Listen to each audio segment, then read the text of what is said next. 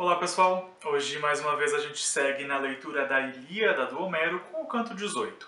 Lembrando que para quem não assistiu os vídeos anteriores, aqui na descrição desse vídeo tem o link para a playlist da Ilíada e lá tem todos os vídeos na ordem.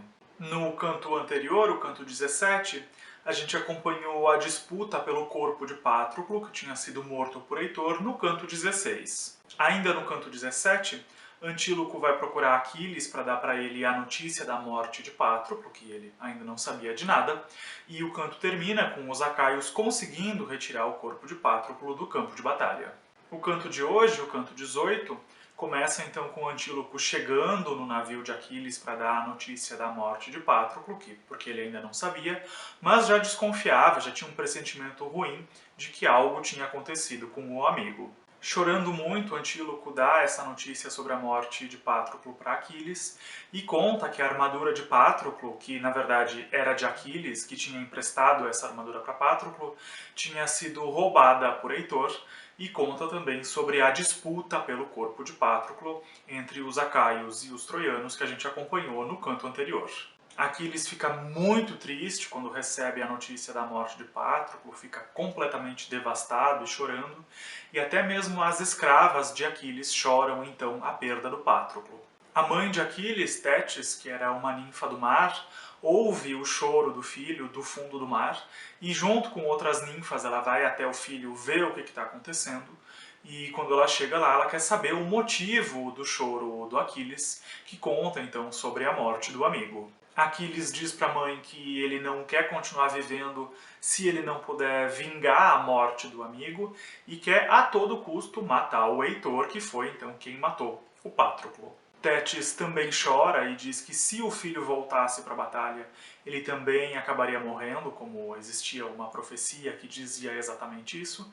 E lá no canto 9 a gente tem mais detalhes sobre essa profecia. Basicamente, essa profecia dizia que se Aquiles retornasse para a batalha, ele teria uma vida bastante curta, mas com muitas glórias, e se ele não voltasse para a batalha, ele teria uma vida longa e sem glórias. Aquiles responde para a mãe que ele estava disposto a morrer, ele não se importava em morrer, e a única coisa que ele queria no momento era vingar a morte do Patroclo, e que não era para a mãe dele tentar impedir, porque ele estava completamente decidido a vingar o amigo. Tétis acha justa a decisão do filho, mas lembra que ele estava sem armadura, porque ele tinha emprestado a própria armadura para Patroclo, e quando o Patroclo morreu, essa armadura foi roubada por Heitor. Tétis então diz que vai procurar Hefesto, uma divindade com uma grande habilidade no manejo de metais, ele era um deus ferreiro, e vai pedir para Hefesto construir, fabricar uma nova armadura para Aquiles, e enquanto isso Aquiles deveria aguardar o retorno da mãe com essa armadura, e então Tétis parte para procurar o Hefesto. Enquanto que Tétis parte para procurar Hefesto, continuam as batalhas entre acaios e troianos e continuam também as disputas pelo corpo de Patroclo. No final do canto anterior a gente leu que os acaios tinham conseguido recuperar esse corpo, mas nesse momento aqui os troianos avançam novamente e roubam de novo o corpo de Patroclo.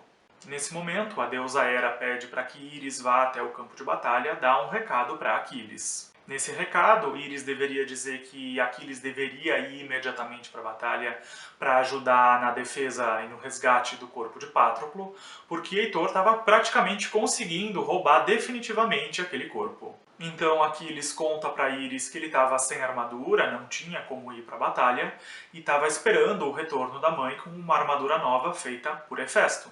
Ele até pensava em pegar emprestada a armadura de Ajás Telamônio, mas não adiantava porque o Ajás Telamônio estava também lutando. Íris responde que ela e Hera sabiam que o Aquiles estava sem armadura, mas que ele deveria ir mesmo assim, e depois de dizer isso, Íris volta para o Olimpo. Aquiles obedece esse recado então, e vai até a beira do fosso cavado pelos acaios, e de lá dá 3 gritos fortíssimos que são ampliados por Atena, e esses 3 gritos fortes tocam o terror nos troianos, que ficam com medo que Aquiles voltasse para a batalha, já que ele estava de fora desde o canto 1. Com esses gritos que assustam os troianos, Os acaios finalmente conseguem recuperar o corpo de Patroclo, dessa vez de maneira definitiva, e Aquiles chora muito quando vê o corpo do amigo. E depois, mais tarde, quando anoitece e os conflitos dão uma trégua, os troianos se reúnem em assembleia para decidir o que fazer, porque eles tinham muito medo do retorno de Aquiles. Quem começa a falar na assembleia é Polidamente, que era conhecido pela prudência. Polidamente sugere que eles deixassem o acampamento e voltassem para Troia para defender os próprios bens, a cidade e também as suas mulheres. Isso porque, segundo Polidamente, era muito mais fácil de combater os acaios sem a presença de Aquiles. E com o possível retorno de Aquiles, ele imaginava que as coisas ficariam muito mais complicadas para os troianos. E é exatamente por isso, então, que ele sugere que eles voltassem para Troia, principalmente para prevenir um ataque de surpresa vindo pela manhã. Mas Heitor, que comandava os troianos, não concorda com essa sugestão do Polidamente e acusa ele de só estar com medo de perder alguma posse na cidade.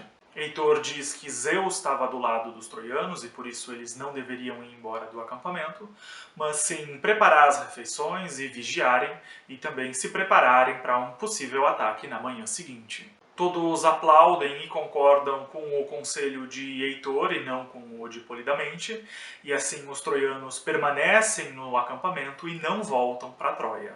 Enquanto isso, do lado acaio, a noite foi de muito choro e de muita tristeza em volta do corpo de Patroclo, e Aquiles queria vingar a morte do amigo a todo custo. O corpo de Patroclo começa então a ser preparado conforme os rituais fúnebres daquela época, e é lavado com água quente, ungido com óleo e coberto dos pés à cabeça com um tecido de linho branco. Enquanto isso, Tétis chega no palácio de Hefesto e encontra o deus todo suado por conta do trabalho com os metais. Então Caris, que era a esposa de Hefesto, fica muito contente com aquela visita de Tétis, quer oferecer a melhor hospitalidade possível e também quer saber o motivo daquela visita. Hefesto, da mesma maneira, fica muito contente quando vê Tétis, porque foi Tétis que ajudou Hefesto quando ele caiu do Monte Olimpo e acabou se machucando, e viveu então com Tétis por mais ou menos 9 anos. Por conta dessa amizade antiga, o Hefesto e a Caris querem oferecer a melhor hospitalidade possível para Tétis, que era uma grande amiga deles. Quando esses três sentam para conversar,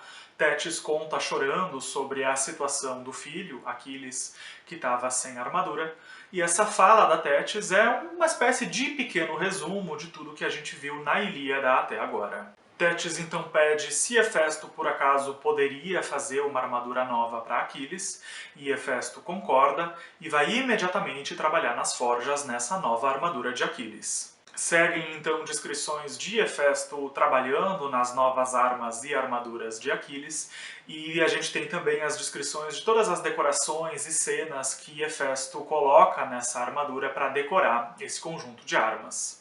Assim que Hefesto termina as armas e armaduras de Aquiles, ele entrega elas para Tétis, que vai embora extremamente agradecida pelo favor do amigo, e assim termina o canto 18. Esse então foi o canto de hoje, muito obrigado a quem assistiu, e a gente se vê de novo no canto 19. Um abraço e até lá!